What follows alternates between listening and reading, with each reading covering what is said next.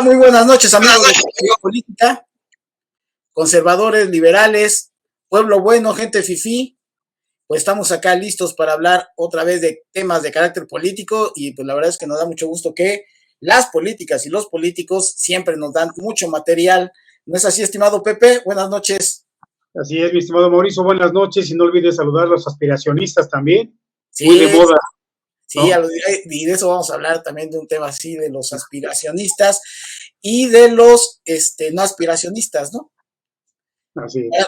Para no decir mediocres, dirían la gente que es aspiracionista, ¿no? En fin, toda una fauna política. Así que pues vamos a entrar rápidamente en materia porque tenemos 5 grandes temas y vamos a empezar con el primero, estimado Pepe. Lo primero es lo que en estos días ha sonado mucho, que tiene que ver con los denominados los Pandora Papers, ¿no? Y aquí le ponemos los Pandora Papers, puro show. Miren, los Pandora Papers lo que nos están diciendo es que 3,000 mexicanos, ya más o menos los contaron por ahí, alguien se dio a la tarea de contarlos, son 3,000 mexicanos que han sido exhibidos por sacar sus riquezas a paraísos fiscales, evadiendo obviamente los impuestos en nuestro país. Esto no es ilegal, esta es una cuestión que está en los límites de la legalidad, pero diría nuestro señor presidente, es inmoral.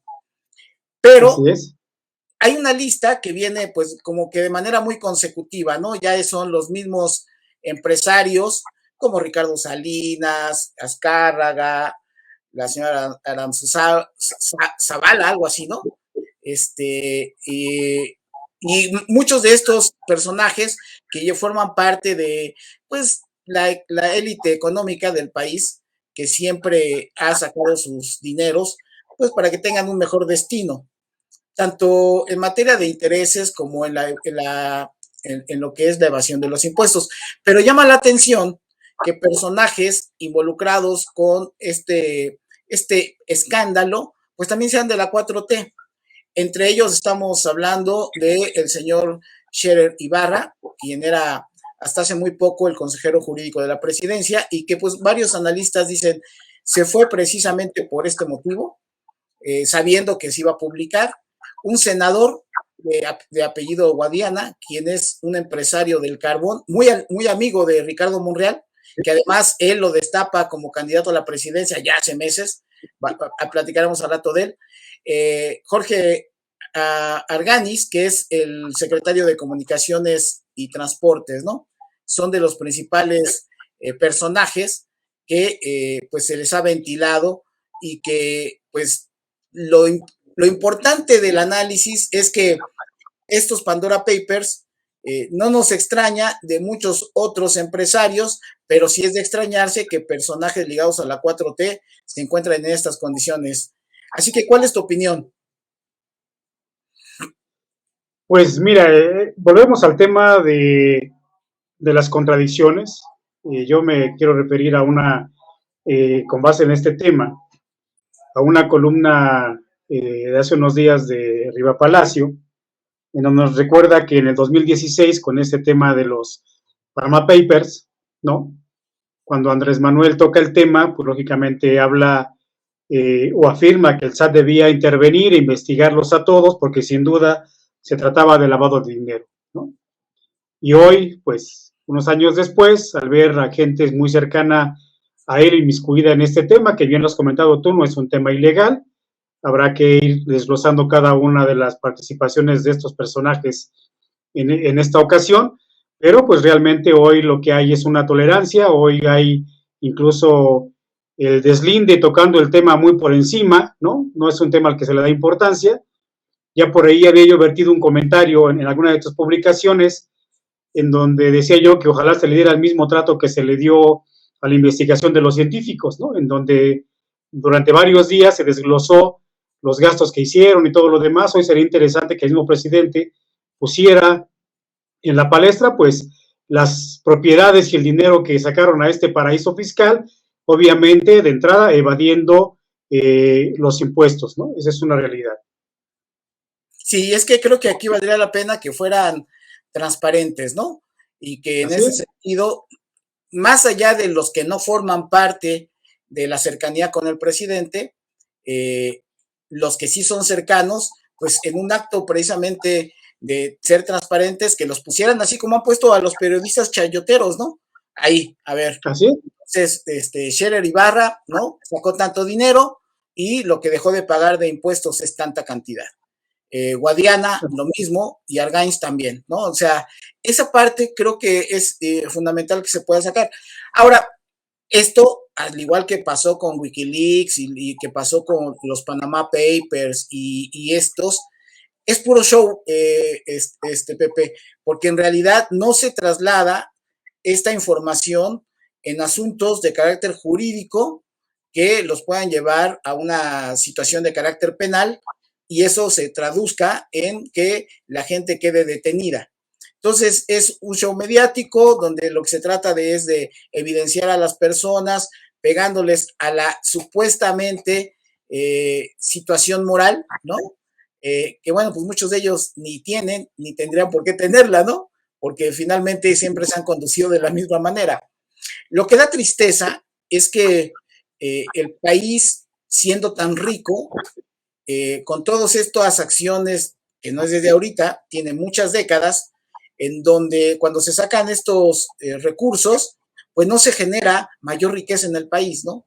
Entonces, eso es algo que es triste porque con todo ese dinero creo que el país pudiera estar en unas condiciones muy distintas, pero yo no justifico, trato de entender, atenta en contra del país.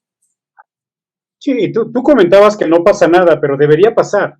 Debería pasar, dado que hoy tienes una unidad de inteligencia financiera que tendría que investigar si lo que ellos están teniendo en estos paraísos corresponde efectivamente con los ingresos que han tenido a través de su carrera política, ¿no? O sea, yo, si no mal recuerdo, Arganis fue jefe de obras, fue secretario de obras en tiempos de Andrés Manuel, ¿no?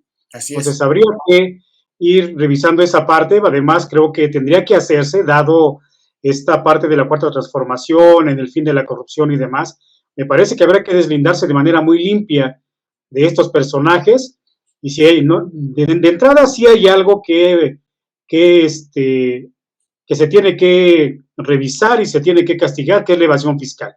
Efectivamente, el tener el dinero en paraísos fiscales no es ilegal, pero en muchas ocasiones, o en las más de ellas, las haces precisamente pues por evadir impuestos en tu país, y así, y por eso se hace.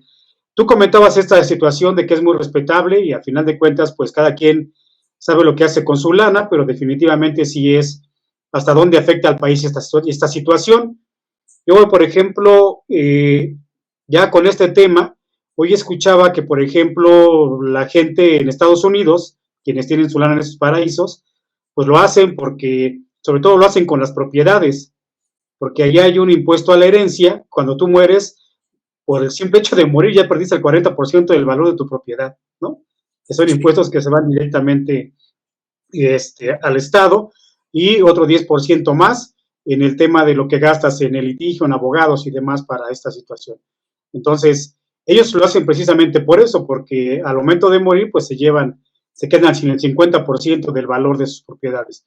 Habrá Ahora, que analizar, como en esta parte, por qué causa lo hicieron acá en México, ¿no?